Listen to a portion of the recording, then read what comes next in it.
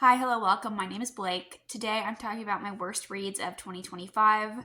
And before I get into this list, I just want to let you know that there are some very popular books here on this list. Some of these are very popular on social media and they do have very high Goodreads ratings. So I have some very unpopular opinions here. So if a book that you love is on here, I do apologize. I know that stings a little when that happens. But also, if you are interested in these, please check them out. I would urge you to do so because, like I said, I am in the minority here. So please see for yourself if it's something that you like or not. But I have 10 books here to talk about. I'm not talking about them in any order, they're not ranked. I'm just going through them in the order in which I read them. And at first, I have Bloodguard by CC Robson. This is an adult fantasy romance. We follow a young man who is a gladiator and he's fighting in the arena for money. And we also follow an elven princess who's trying to reclaim her throne. And they decide that they should work together to help each other out. And I was really interested in that setup. I love the idea of a fantasy romance being through a male POV because we don't get that very often. So I was thinking that that would be really interesting. I love a gladiator story. Um, but my enjoyment quickly ended when I started this. I feel like this book wasn't very fantastical. The magic and the world building weren't very explained.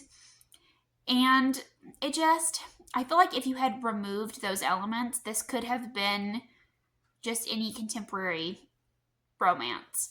Like, we have elves and dwarves and trolls in this world, but they're not explained. They don't feel very otherworldly. So I just kept seeing normal people. And that definitely bummed me out a bit. I did enjoy the scenes when we were in the arena, but I feel like that's about as far as my enjoyment went in this. I feel like it needed more editing. Some of the lines were weird. The writing felt choppy in some aspects. I wasn't crazy about this one. Next up, I have Where the Library Hides by Isabel Ibanez. And in this book, we follow our main character, Inez, and she is constantly being left at home by her parents, who are archaeologists. But one day, they mysteriously die, and when she receives word, she runs away from home and she goes to Egypt to try and figure out what happened to them. And she gets involved in their dig site and she gets caught up in more than she bargained for. This is a YA historical fantasy. It is the second book in the Secrets of the Nile duology, and I absolutely loved book one. I loved the setting and the descriptions, and it felt like the Mummy movie to me, and I had just a great time with it. But this book was such a disappointment. It might be my worst read of the year. Because I was so excited to go into this book. I thought it had the potential to be a 5-star read, and that is not what happened. So, in this book, there is basically no plot. The library aspect doesn't even show up until the last 20% of the book. And we have the rest of this book focusing on the romance. And I wasn't the biggest fan of the romance in book one, but like I loved everything else. So I didn't mind, but in this book the romance took front and center stage, and it was mostly focused on miscommunication and lies. That is what this romance is built in. And the male love interest does something so unforgivable. He does something so deceptive.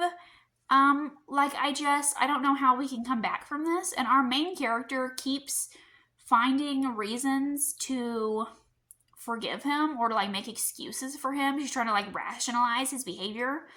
And I just wanted to give this girl a good shake. No, girl, you need to cut that leech out of your life. And I was so furious because everything that I loved from book one, the beautiful descriptions of Egypt, the archaeology sites, the scholar aspect, the subtle magic, the adventure, the action was nowhere to be found in this book. It felt like book one's distant cousin, and I don't mean that in a good way. So I don't know what happened here, but I really wish that I would have just stopped at the end of book one.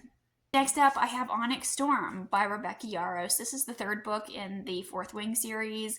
I've buddy read all three of these books with a friend, and for the Fourth Wing book, I enjoyed it. Like, I had a fun time with it. My friend and I had like some fun discussions. We both thought that book two was okay, and then we both really hated book three. I don't know what the hell this was, but it was just filler. Not a lot of plot, not a lot of stakes. So anytime something happens that could potentially cause conflict or problems, it's quickly resolved within a couple of pages or chapters. So it felt like we didn't have those stakes. There was no tension. And I was incredibly disappointed. I feel like I don't really know where the series is going, and I feel like I don't really think the author knows where the series is going either. It's just, I feel like each book is kind of like, we're just connecting plot points. That's kind of what it feels like, and I hope that makes sense. But I was really disappointed with our characters in this one. I'm kind of over it, to be honest. I'm over the relationship and over the romance. Where is Violet from book one, who actually made good decisions, who did smart things? Like, where is that girl? Where is the Xaden that we knew that had a personality? In this book, he just like exists to be her boyfriend, and I hate it when that happens. Like, they have no personality or relationship outside of one another, it feels like. It's just, they're just obsessed with each other. And I don't think I want to read 2 more books of this, so I think I'm DNFing this series here. Unless my friend can convince me otherwise, but I don't think so. We both really hated this one, and I don't think she's going to continue on either. Next up, I have Gothicana by Runix, and this was an adult fantasy romance that was indie published, and then I think was picked up by a traditional publisher. But in this book, we follow Corvina, and I want to say she's 21, but she has lived a very isolated life with her mother, but her mother has since passed away, and she receives a curious invitation to attend this college. So she goes to this college and finds herself drawn into kind of the mystery of this college. This college is cursed. It is allegedly haunted. There are a lot of bizarre student deaths and disappearances that have happened over the years. And she ends up finding herself attracted to her professor. So yeah, I don't know what this book was. I came for a haunted house. I did not get a haunted house. I got a poorly written romance. So I think this book made me realize that I don't like teacher-student romances. I read one last year, An Academy for Liars, and I didn't like that one either, so maybe that trope is just not for me. But I was not fond of the way it was done. The romance felt incredibly gross and disgusting. The way that it's written, the intimate scenes feel non-consensual and creepy. And I had a lot of questions in this book that didn't get answered. The plot has so many plot holes. The author even acknowledges that at the end. I think that's what bugged me about it the most. Like, we have these reveals, and then these characters are like, at the end, they're like, isn't it so funny that we'll never know the answer to this thing? Or isn't it so funny that we don't know who did this? And I'm like, no, it's not funny. Like, I read this entire book and you gave me no answers. See, like, I liked the vibes and the aesthetics of this going into it. But like I said, what I was promised is not what I got. And I just ended up being really disappointed. Up next, I have Don't Let the Forest In by C.G. Drews. And this is a YA horror. I thought this one was going to be a 5-star read, but that did not happen. Andrew is our main character, and he's going back to boarding school, and he's having a really difficult time. He has some mental health struggles, and he also has an eating disorder. And he only has two friends, his sister and his roommate Thomas. And he finds a lot of comfort in having Thomas as a roommate. Thomas likes art, but something horrible happens when Thomas's drawings start coming to life, and Andrew and Thomas are trying to figure out what's going on. I love a weird book. I love forest horror. I don't know if that's like an actual title or a subgenre, but I love the idea of sentient forests and sentient plants eating people. And I think this book had such promise. I loved the idea of the setup. I love kind of eldritch horror. But this book didn't feel very horrifying. The monsters were a very minimal aspect of the story. And I didn't like the writing style. I think that's my biggest gripe about this. I have a really hard time with writing styles. If I don't like a writing style, I'm probably not going to like a book. But in this one, we have Andrew, who is a very needy and insecure sort of person, and he really relies on Thomas, and they have this very clingy, obsessive, and unhealthy and codependent kind of relationship that really bugged me throughout this book, and I didn't like that. But also, their relationship was already established before the book begins. It starts off page. So we didn't see this relationship develop between them. So I feel like we're just kind of thrown into the middle. And I feel like for that reason, I never got to care about any of the characters. But the writing style is very flowery, and it feels very overdone. The author uses a lot of metaphors and descriptions, and I feel like it just gets a little lost along the way. And I've seen a lot of people say they think it's a really beautiful writing style. I think this book had like a 4-point-something average on Goodreads when I put it on there months ago. So I'm definitely an unpopular opinion, but I think the writing style was the main issue for me. And I also didn't like the ending. Felt like the twist was a little predictable, and I didn't like the way it was done. And next up, I have Our Infinite Fates. And in this book, we follow two lovers who are destined to fall in love in every lifetime, but also doomed to kill one another in every lifetime. I was absolutely looking forward to this one. I was so excited about this. This sounds like something I would really love. I love a doomed story. I love a tragedy. I love a story where it's going to be harsh, where it's going to pull on the heartstrings and be devastating. And that's what I wanted when I went into this. And I was incredibly disappointed. So, we follow these two characters. We have present day chapters where we're in their current timeline, and then we have past chapters where we look at their timelines, their previous lives.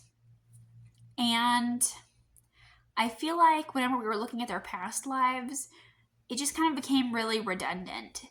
And the biggest thing about this book is that it's a story of fated romance. It's a story of doomed romance. And I feel like the biggest thing here is that you have to sell me on that romance. And I never 100% bought the romance. We didn't really see these characters fall in love or see why they loved each other. We didn't get any answers or explanations until the very end of this book. And so it felt like it dragged for a really long time for me. And I feel like if you're going to sell me a story on a romance that lasts lifetimes, then I have to believe in the romance. And I didn't. These characters felt very flat and one-dimensional. I don't see how anyone can like these people because they have no personality, no qualities. They're just there. I just feel like they just kind of existed in this story. And I was quite disappointed by that.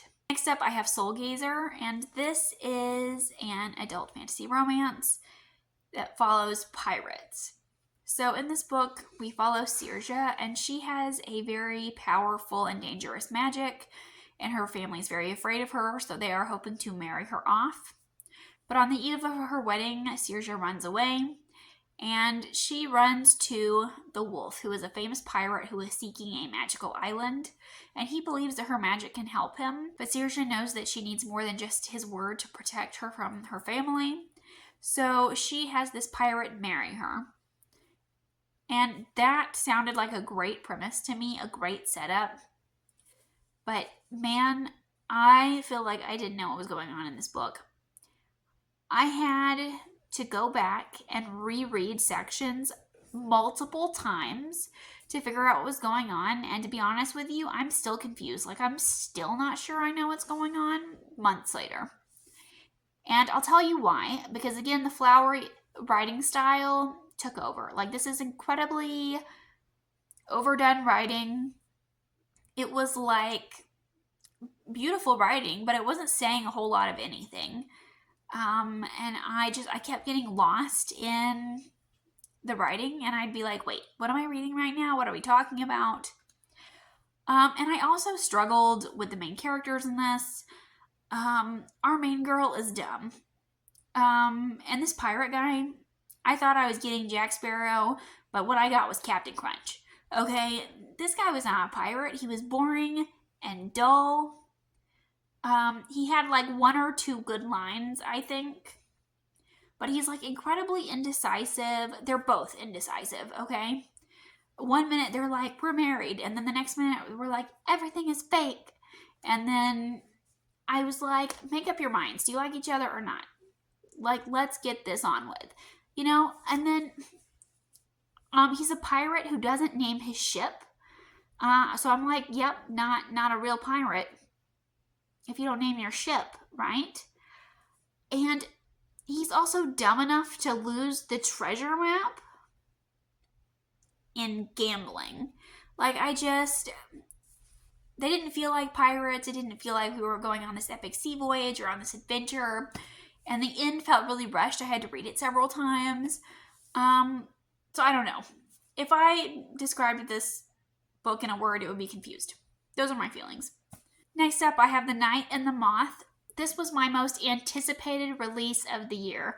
So in this book, we follow a diviner named Six, and she lives in this cathedral where she is forced to drown on the regular and tell people their fortunes. And one day, a young boy king arrives at this cathedral, and Six does his reading. And then after that, the other diviners start to go missing one by one. So Six runs away to join this crew of knights and this boy king to figure out what's going on and why these other diviners have gone missing. I feel like this book started out great. Like, the atmosphere was excellent. The vibes were excellent. I loved the gothic descriptions of this cathedral, and I loved the gargoyles. I feel like I should have DNF'd. Like, there were definitely signs that I wasn't going to enjoy it, but I chose to ignore them and carry on. This book had a lot of plotting and pacing issues. It felt like we were going on all of these little side quests, but the side quests felt way too easy. We wrapped them up way too quickly, way too easily. And I was like, that's it? That wasn't much of a challenge. And that's how I felt about every single little side quest that we went on. And then the world building and the magic system were not explained a lot. I feel like those were very underdeveloped, and I wanted to know more. And also, our main character is just as dumb as can be. I was really, really frustrated with her. So a character in this book lies to her multiple times. Like, she catches this person lying to her on multiple occasions, and then when they lie to her again, she is shocked. Completely flabbergasted that this person has lied, even though she's caught them lying multiple times before. And I was like, girl, I cannot with you. And every plot twist in this book was incredibly predictable. Like, from very early on, I knew where things were going. And normally that doesn't bother me, but it bothered me in this one. I don't know if I was expecting her to subvert tropes, or maybe I was expecting it to go in a different direction, or I thought maybe it was too easy or too obvious, so I thought it would go somewhere else. I'm not sure. I'm just along for the ride, and I normally enjoy a book, whether I guess the plot twist or not. But in this one, I wasn't having a good time. Next up, I have A Theory of Dreaming, and this is the sequel to A Study in Drowning. I read A Study in Drowning last year and surprisingly really enjoyed it. I wasn't expecting to, but I did. But I didn't like this book at all. I wish I had just stopped at book one. I feel like the characters that I knew and enjoyed from book one were not present here in book two. I don't know who these people were, especially Effie. In this book, she just feels like a side character. And this book is definitely more Preston's book, but Effie still has POV chapters, and they were so dull. She spends most of this book sleeping. And she fought so hard for something in book one, and when she finally gets it, she just kind of gives up. So that was really frustrating. I feel like both of these characters honestly regressed. This book also, I feel like it has a lot of the miscommunication in romance. We have our couple not talking to each other, and I feel like nothing really happened until like the last 15-20%, and that was incredibly rushed. I don't know. Just wish I hadn't read this one, and I'm quite disappointed. And up last here, I have The Irresistible Urge to Fall for Your Enemy. What a long title. This is a Draco and Hermione fan fiction that was traditionally published, I believe. I was really excited to read this. I feel like I can get into some Draco and Hermione fan fiction. I used to write fan fiction as a teenager. I used to read it all the time. I thought it would at least be a fun time. I wasn't going into this expecting greatness or anything. But, you know, people really like this book. So, like, I thought I would too. So I didn't go into this with high expectations. I just wanted to have fun. And I was surprised at how weak this book was. You know, we had a very weak plot that felt very repetitive. Well, first I should probably tell you what it's about.